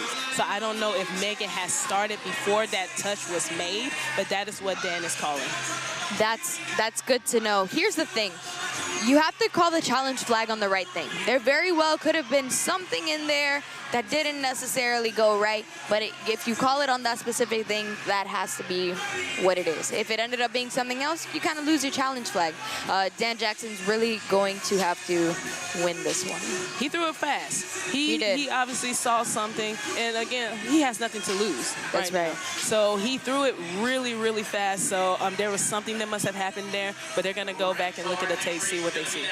So the reason that I said that earlier is because if I had a challenge flag, the thing that I would call is if Megan Medeiros touched the white tape on the last rep, which I didn't necessarily see. I could be blind, you know, it's mixed up with the rafters. Who was the last one? Paula? Oh, you're right, it was Paula. Thank you for that, but we'll find out in just a second. Let's go ahead and hear from our friend Daniel on the grid. Daniel? We're back here with another challenge. Coach Dan Jackson of the Atlanta Wild has thrown his challenge flag. He is challenging the fact that the Lions started their L-sit rope climbs before they were done with the legless rope climbs. We'll see what the verdict is, so stick around and we'll be back to this in just a couple minutes. Thanks for that, Daniel. We're going to be finding out in just a second. Don't go anywhere. We appreciate your patience, and we hope that you're having a great time. Go ahead and comment down below where you're watching from. I'm from Miami, but we are in the beautiful Valor Fitness headquarters in Tampa, Florida. Taylor Stallings, where are you from? I'm currently living in Jersey City, New Jersey. Oh. But I was born in Chattanooga, Tennessee, raised in Augusta, Georgia, but been in Tampa, Florida for 20 years. So you're a Rolling Stone. I'm a Rolling Stone. Look at you. I love that for you. We're going to find out in just a second. You might have picked up a little bit of tea of your own. You were listening in. Tell us what's happening, Taylor. Talk to us. It's going to be another rerun. So, yeah. Boy. So what happened is Briley did touch, but the rule is you have to come back down past the red line, the red marker, before you start. And Briley touched, and then Megan started her L-sis before Briley came down below the red line. Oh, boy. So we were mistaken earlier in saying as long as he touched, it was good. You had to come down from a specific point, which that is a newer rule, and that's a rule that's put in for safety. Exactly. You know, there's been some injuries in recent CrossFit competitions, so everything is in the spirit of safety. I'm sure everybody is not happy about that. This is going to be our second rerun of the Jack and Jill, so the third time that they're completing those. I'm not sure if they're going to modify it. I doubt it. They're probably going to do the same 5 and 3, but we'll find out in just a second. Everybody else is trying to stay warm. The strength specialists are kind of like, hey guys, what's going on with me? Where do I fit into this puzzle? Shout out to Rumble Roller because they are going to get a lot of action tonight. Rumble Roller got 3 Jack and Jills presented by them because, I mean, can you think of anything else they need more? They're going to be sleeping on that thing tonight. Let's go ahead and take a look at their game faces. A lot of huddles going on. A lot of hurt people. A lot of, people feeling that fatigue right now. You see that Dan and Jamie, they're talking about it right now. They're trying to modify it. They're trying to keep, of course, their athletes safe. But of course. Here, let me draw a picture for you guys about what's happening right now. Imagine this is Dan Jackson because they're rerunning it. And then imagine this is Jamie Gold because they're rerunning it. There's a lot of things happening on the grid right now. But draw a circle with an X. I had to hit the visual for you guys really quick just in case you didn't catch them. And this, okay, we do. Are the athletes. The X's over their eyes. So good. I'm so glad we got this drawing feature. If you like our drawings and you want to buy some of our art, comment down below. Maybe you'll win some. I am not an artist. Me neither. That's why I talk for a living, Taylor. We love that for us. But we are going to figure out what's happening here. We'll give your ears a little rest. Don't go anywhere. You definitely don't want to miss this. Oh my God. Oh, this is like my first official saying this. Okay. The Community Day, what it's designed to do, we have been doing this now for 8 years. Once a year we get together, we present awards, we do a potluck, we all get together. All the different members from different classes come in and connect. It's very challenging because I am a full-time coach and affiliate owner. This ice goes over here. This is ice for beverages. Everybody signs up for a dish, which I have the board back here. Not everything's healthy, that's okay. We have grassroots to make up for that.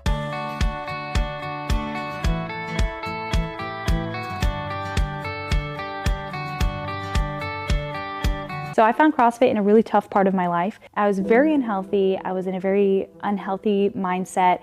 I was starting to have medical problems because of my weight and my lack of activity. Yeah, I really put myself in a hole by the time I was 20. Coming to Grid was like a big step for me and a bucket list item that I was like, I really want to be able to say that I did it. When it came to moving to the Wild, I did not realize that they were like a championship contention team. And the experience was incredible, quite nerve-wracking, but incredible. Hands down winner. Like there was no competition, Denise. We all knew it, we knew it.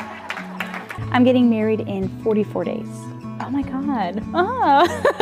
This is like my first official saying this. He's always there cheering me on, being super supportive. I did not think that well into my 30s, getting fitter every day, it's crazy. I never thought that I would be able to do that. You are truly capable of anything.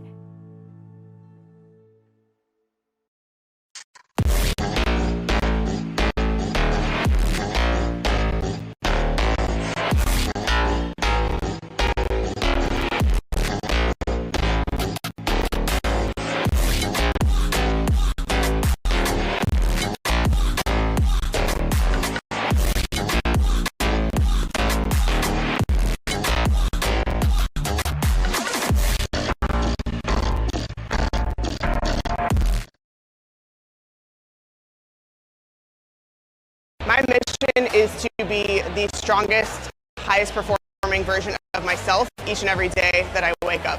I first met Nick about 3 years ago, and we established that we have a lot of alignment when it comes to our mission, our vision, and values, both in business and in life, and in personal development. Machine Strength is our training platform where we help people become the strongest, most capable, most resilient versions of themselves through our online programming, as well as through in-person seminars where we help people learn, grow, and win together. We want you in this for the long haul. We are not promising any quick fixes, but we are promising you that if you show up and you work hard consistently, you can transform your body and your life. We recognize that nobody can achieve their ultimate goals by themselves, and that is where Machine Strength and Grid are completely aligned when it comes to hard work, discipline, integrity, and teamwork. All the values are the same. Join me to see what you're capable of and have some fun at the Dallas Strength Expo on July in Mesquite, Texas. We'll do a team workout, get to play some Grid, and afterward you can be my guest to watch my team, the Tampa Bay Brigade, in our season finale. It's going to be an incredible time, so don't miss it.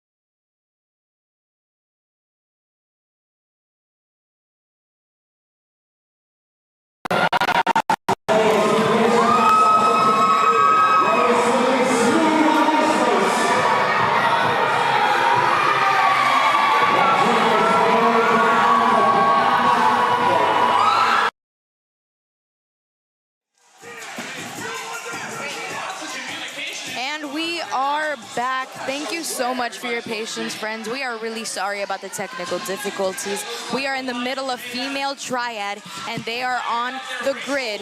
Lions are about to finish up their last reps before starting off their handstands, and they are ahead. The Atlanta Wild are finishing off their thrusters, but it looks like the Lions are pretty far ahead on their handstand walk. They've got a good lead here, Taylor.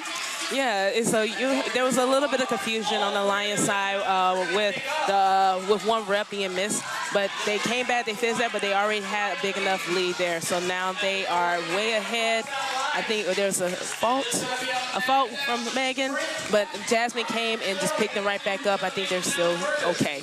Wow, you love it when you're able to keep up on something that's happening. Oh, Jasmine has to finish off that last few seconds. It looks like the Wild are going to be able to finish. Vilma Gray didn't know that she had to sprint. There's a fault on the Wild and the Lions. Who is calling a fault? There's faults on both sides. Okay. There's still time for both of them to make it up. The Lions finished. Oh my goodness, so much it looks like it was a starting line fault for the Lions, so all they needed was one player to come back and tag for the other player to go to the finish line. The Wild are going to finish underneath the time cap. So much happening. But they are going to get that 1 point Thank you so much for sticking around, friends. We're really sorry about those technical difficulties. Thankfully, we were able to make it up in real time. Just in case you missed it, what happened with that Jack and Jill is there had to be a rerun because they didn't touch it, but it ended up being, they decided they didn't want their players to be too fatigued, so they decided to split the points 1 and 1.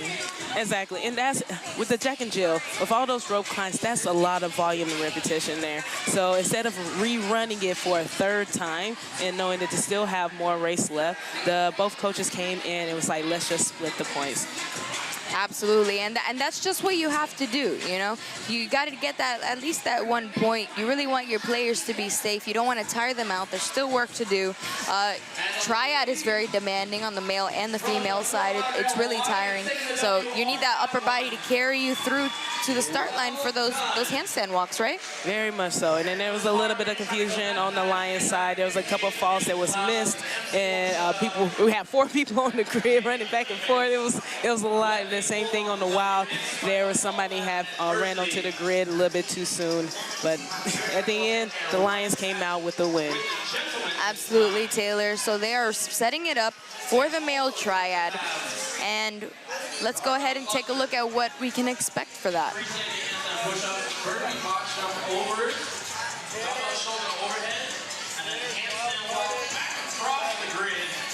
For the male triad, we can expect to see 16 barbell clusters at 115 pounds, which we missed earlier for the ladies. Sorry you didn't get to see that. 3 freestanding handstand push-ups with their heads on those little mats there.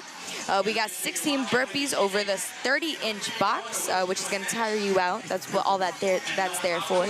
9 dumbbell shoulder to overheads at 70 pounds instead of the 50 pounds that the ladies did. And then we're going to handstand walk from third quadrant back to the start, which is about 60 feet. And then they're going to sprint from the start line to the finish line. We saw Vilma Gray earlier. She kind of just laid down at the start line. And thankfully, it wasn't something that affected the team at all because they were still in the middle of their handstands. But she was kind of like, oh, snap, this is the finish line. I got to get up. So that was really funny to see. Yeah, she was laid out. She thought that she was at the finish line. And her team was like, you got to go up. You got to sprint to the end.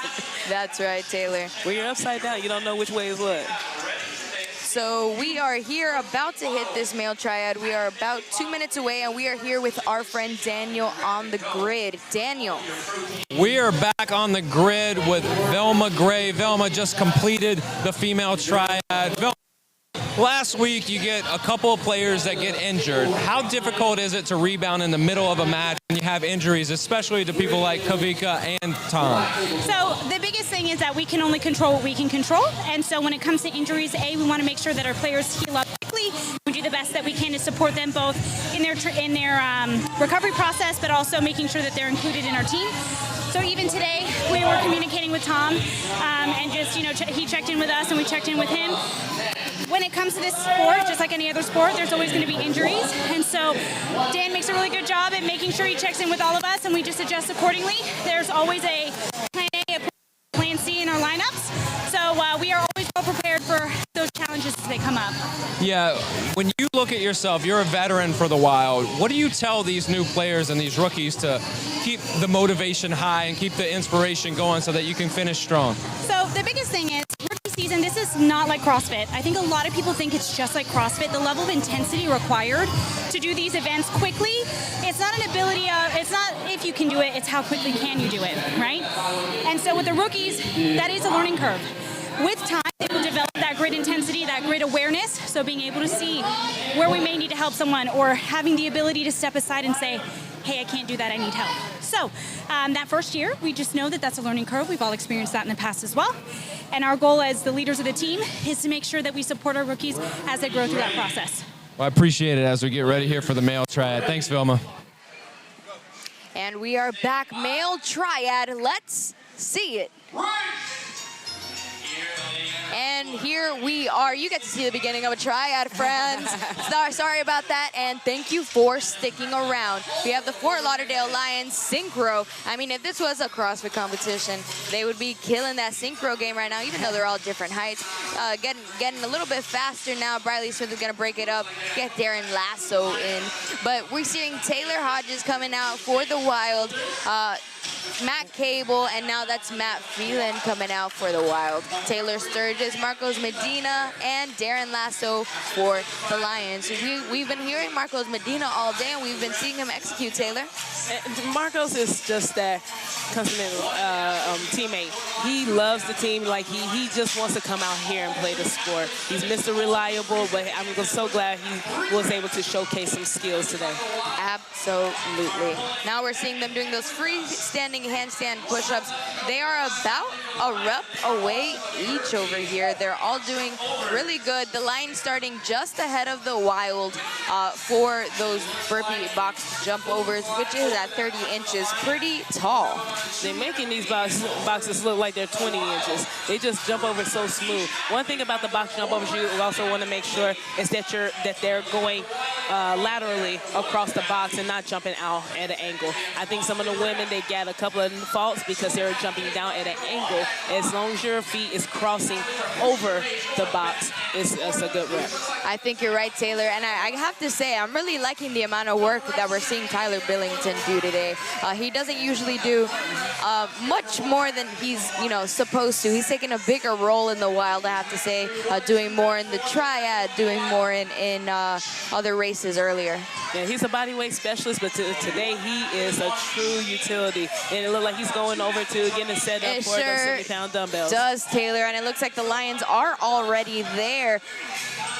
Cardona, Smith, and Medina over there on that fourth quadrant, chipping away at those thrusters. Matt Phelan, Tyler Billington, Matt Cable, they are just a bit behind. The Lions have to make up time here on the handstand walk. We have Cardona, he could walk as well on his hands as he can his feet. So he's gonna finish that, no problem. He might be making up the time for Briley Smith. Taylor Sturgis is gonna be taken in for Briley Smith. Really good patience there at the start line. He's gonna have to start all the way from the third quadrant, though. It's gonna cost him because it looks like the Wild are pretty comfortable underneath, upside down here. I'm sorry. Oh no, Marcos had a fail, so Eric took over for Taylor, and can Matt Cable finish? Fault for Matt Cable. Matt Phelan is gonna have to finish for him. There's a fault from the Lions as well. Can Matt Phelan be as fast as Cardona? Can they sprint to the finish line first? And it's a sprint to the finish line. The Lions are going to take the male Triad. Somebody just went down the Wild. It looks like a cramp. Oh boy, no. That's not good. Wow, that's really good communication on both teams to be able to make that up, because it was really a tough situation on both sides. It's very tough going from those heavy dumbbells into the handstand wall. And we saw Marcos Medina, we've been talking about him. Big boy, you don't really see him doing a lot of gymnastics, but he was doing it, and he fell literally the last couple of feet. And Eric Cardona, being the vet that he is, he saw that. He actually went back and helped out Taylor Sturgis, and Medina and Marcos went back and finished it through there. But no, he tried to finish, failed, and then Eric came back, and it came down to a foot race at the end. That's right, Taylor. Don't forget to check out that QR code that was in male Triad. We are getting ready for the next and final race, the sprint relay. The sprint relay is the final race of every match and is worth an extra point for the race win. It is a relay race with one player allowed on the grid at a time and 8 elements to perform. Any player can perform on any element, and substitutions can happen at any time, except when a player performs the last rep of an element. In that case, the player must run back to the start line, perform a 4-point touch behind the start line, and sprint through to the finish line, permanently leaving the race. The next player may enter once the previous one has crossed the finish line. The only exception is the distance element that ends at the finish line with no sprint back required. The catch is, 4 men and 4 women must finish the 8 elements. The sprint relay is a great balance of strategy to decide which players in what order are the best combination, along with clean and well-executed elements by the players, to lead to the best race outcome for the team. Remember, 4 men and 4 women must finish the 8 elements in the sprint relay. We just learned about the sprint relay, and we're going to see it happen in just a second. In the meantime, let's go ahead and see what Daniel's up to on the grid. Daniel? We are grid side with Taylor Sturgis. Taylor, top impact scorer of the league last week. Another solid performance today. You got the chain. Tell me a little bit about, is being the top impact scorer, is that important, or is it just the team first and whatever it takes, that's what you got to do? Honestly, I didn't even know I was going to be Impact Player of the Week. I was happy about it, but we were a short team. I know there was some talk about some like underwhelming performances, but we're a full squad in the end. And we got the impact score. We give this to everybody on every match. It doesn't matter if it's a whole week or not. You got the hype, you got the energy, you got the chain. What do you tell the team to finish this thing off strong in the sprint relay? I want to step on their necks. And they don't like that. If you saw earlier, they don't like that, but we're going to step on their necks. Absolutely. You got to take advantage of the points. Point differential matters, especially when it comes to seeding. Taylor, appreciate the time. Good luck. Thanks. Back to you, Cassie and Taylor.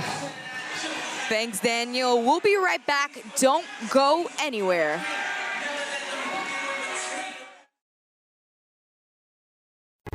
I'm almost always on a foam roller. That's the first thing I do when I start training. I was just on the rumble roller. Rolling out those muscles and getting them opened up and warm helps me mobilize a little bit easier. It wasn't just a regular roller. It hit the right spots. As a bodyweight specialist, I'm always trying to get in there just so I can get better range here. I'm definitely using this as much as possible. I'm so excited to get to work those into my mobility, my warm-up drills, and that's already going to go right into my gym bag. I will be using this to get in there so that I can get out there and be all right. Oh, it's been a blast. I'm already losing my voice. We're only halfway through this. With grid, if you can do a couple things well, you can learn how to do the other things well. You can have a really good time. It's nice that they're doing like a beginner kind of level, so we can participate. That's yes, agreed.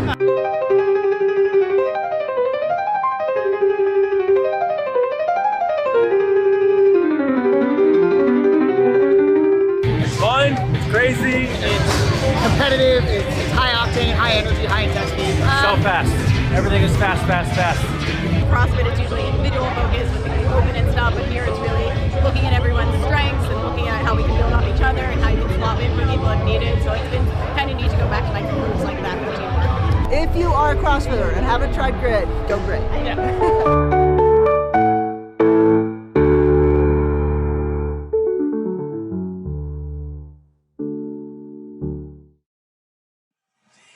And we are back for the last race of the second match of the day. Taylor, go ahead and tell them what they can look forward to in the sprint relay. All right, we are going to close out the day. We're going to start off with a suicide run. Each athlete is going to go into each quadrant. They go back and forth. They're going to finish at the end of the finish line once they go down and back. Then we have 12 snatches at 165 pounds, followed by 2 L-sit rope climbs, 12 triple unders, 6 single dumbbell overhead squats at 40 pounds. Then we got 9 burpee to a 9-foot 9-inch ring, 6 freestanding handstand push-ups. Then we're going to close it out with a very easy 3 reps of 250-pound clusters. That's right, Taylor. It's going to be a fight. They definitely got to close out that point differential. In case you missed the score, friends, it's going to be 6 points for the Wild, and that is going to be 19 points for the Fort Lauderdale Lions. Very big difference. Do they have a chance to come back? Not quite. Unfortunately, it's too far gone, but you want to close at least the point differential as much as possible for the next one. That means that the Atlanta Wild, unofficially, I have to say unofficially because it hasn't officially happened yet, are 0-2 in the season, and the Fort Lauderdale Lions will be 2-0. Yeah, and the Wild, they still got such amazing fighting in them. They still got some wins, a couple wins underneath their belt, but they need to win this one just to go into Dallas with some kind of hope, some kind of optimism. But they have great leaders in Matt and Velma that's going to keep their heads up. Definitely took the words right out of my mouth, Taylor. They've got some good culture there, a lot of support, not a lot of hotheads, not a lot of big personalities, you know, which you know, I love a well-rounded team. Everybody's doing what they got to do. Nobody's mad about, you know, what's going on anywhere else. They're worried about what's happening with our team. Our players hurt, we tend to them. You know, our players up, we celebrate them, but we keep our heads even, and we have our heads on screwed right. 100%.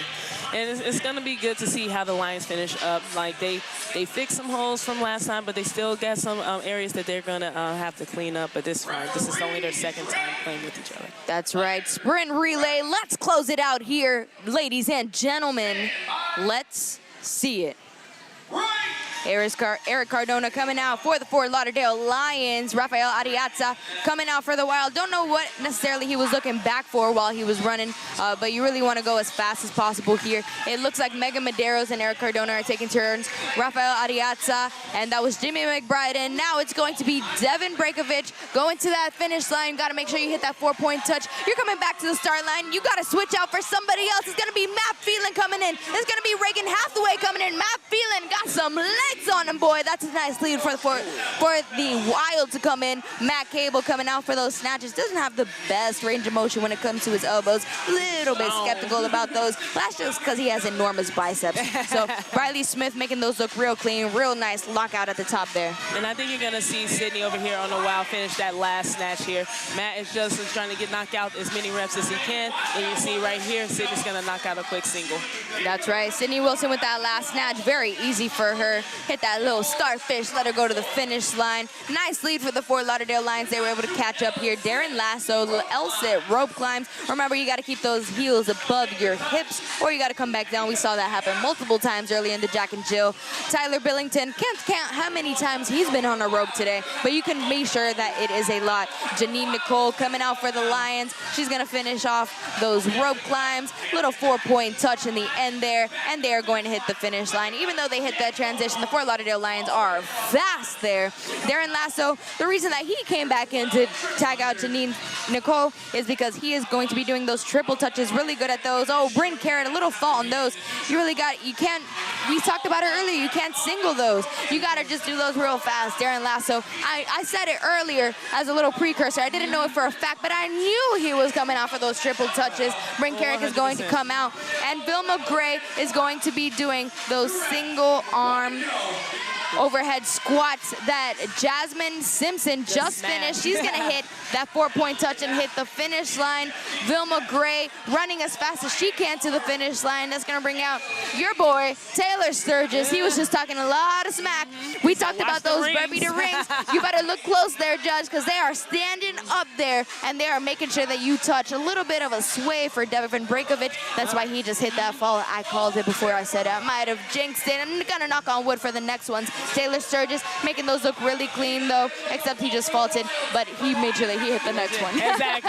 I guess there was a little bit of controversy in the last match, so he said to make sure we watch it to make sure they were clean. He had a couple of faults, but he still came back. Yep, Devin Breakovich, he's going to have to pause before he jumps up for those touches. It's hard because you can't move on until you do the burpee. If you fault on any part of it, you have to redo the burpee before doing the ring touch. Paula Leyes finishing off those freestanding handstand push-ups. She's going to run to the finish line, and you already know what time it is. Marcos Medina time. We've been talking about him all day, and he's going to be coming out for that last bar. Rafael Ariaza is going to be taking over for Devin Breakovich. That is a fault for him. Marcos Medina finish off that last bar, and it looks like the Lions just have a 4-point touch away from their victory. Dominant showing, probably the biggest point display that I've seen in a very long time, Taylor. That's a Fort Lauderdale Lions win for that sprint relay. Rafael Ariaza, he's going to tag out for someone else. Devin Breakovich coming in. Going to see if he can finish those last two, because they are really struggling there. You really just have to go for it at this point and just smack it, because being careful with it is not going to really do you much. There you go, Devin. Finish off, Devin. There's 1 minute remaining. The Wild really need them them to finish within the time cap. Smack it. Nope, not quite. He's not getting the height on it, friends. The Fort Lauderdale Lions are gathering. They're cheering him on. There it is. I know that Taylor said he wanted to step on their necks, but you don't want to win this way. You know, you want them to have their best chance possible.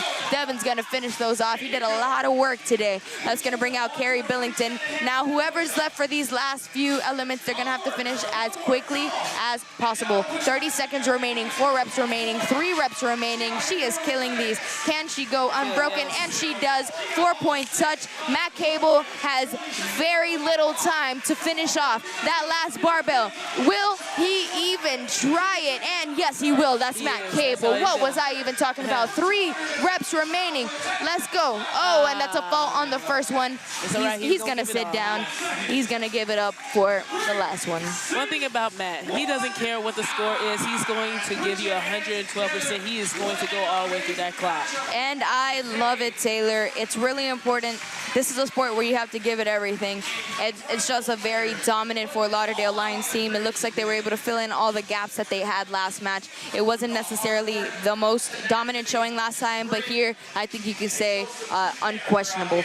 The Wild have a lot of holes to fill, a lot of injuries to overcome, and I'm excited to see how they get over that hill. Yeah, they definitely got to get healthy. They have a couple of weeks before Dallas, so hopefully they can get healthy before then. That's right. A lot of camaraderie, a lot of teamwork. You love to see it, Taylor. It's all love at the end of the day. We're looking forward to this next match. It's going to be the Brigade versus the Bandits at 4 o'clock. Don't go anywhere. Like, subscribe, turn on your notifications. In the meantime, I'm Cassie Martinez. And I'm Taylor Stallings. Thank you for joining us.